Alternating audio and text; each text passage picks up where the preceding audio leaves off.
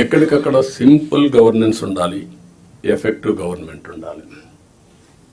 Simple government, very simple. నేను అందుకే మొన్న వచ్చినప్పుడు చెప్పాను, నేను వచ్చినప్పుడు పరదాలు కట్టడం, చెట్లు నరికేయడం, రెడ్ కార్పెట్లు వేయడం, స్కూల్స్ క్లోజ్ చేయడం, బలవంతంగా మొబిలైజ్ చేయడం, నేను పోతూ ఉంటే మనుషులందరూ నిలబెట్టేయడం ఒక అర్ధగంట. This are all not required. మేము కూడా మాకు ఒక హోదా వచ్చింది ప్రజలకు సేవ చేయడానికి. ఆ సర్వీస్ చేయడంలో ప్రజలకు ఇన్కన్వీనియన్స్ కలిగించడం కరెక్ట్ కాదు. నేను పోలీసులు కూడా పదే పదే చెప్పాను, అది తూచా తప్పకుండా పాటిస్తాం.